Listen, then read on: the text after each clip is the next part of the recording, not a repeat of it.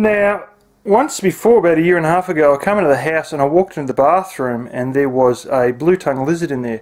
Now that's that lizard that Troy showed on his channel.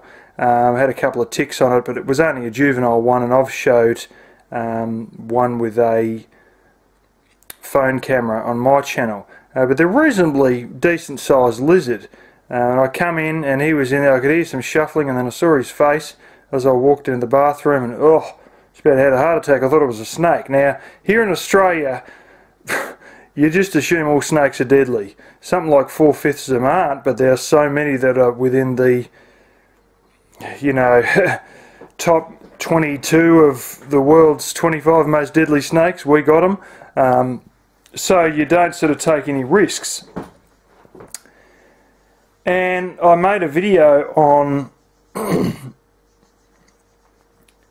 basically how you'll sleep better when you live off grid because it's so quiet. Anyway, about 2 minutes after I made that video, I could hear all this shuffling in the walls, and I thought, geez, it's a noisy mouse. Well, it wasn't a mouse, it was an actual snake. Yeah. I've got a few holes down here that I've just filled up with expansion foam. And they were originally for the stove to, you know, run the propane line in for the stove. And I've since ended up with a shorter propane line, and so I've had to make it higher up on the wall. But I just sort of left that there and didn't really worry about blocking them up because it doesn't really get anything, you know, below 50 something Fahrenheit here in the winter, so you never really worry that much. Anyway,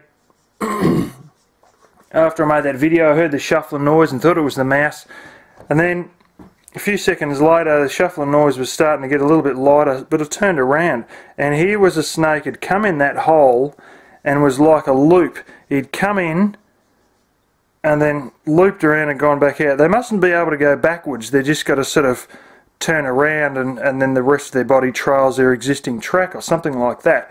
But anyways, I look down and there's this blimmin' snake's body in this big loop. Comes in through the wall and then goes back out the same hole. That was the front hole right there. And I've seen him, you know, keep moving, and then I just saw his tail get skinnier and the boom end of his tail, and then off he went. And I thought, God blimey. You actually had a snake come in and then turn around and go back out. Oh, great. I'm pretty certain he's the same snake that I've videoed. I got a video of him up, Snake 1 and Snake 2, because I see him every now and then. He's a dark olive green, and he's got a few injuries from having been run over by a car or something like that. And I could see the injuries on his tail as he was swirling back out. But he's been here for a few days, and I hope he's making a dent in the blasted mice population, because other than that he's yeah.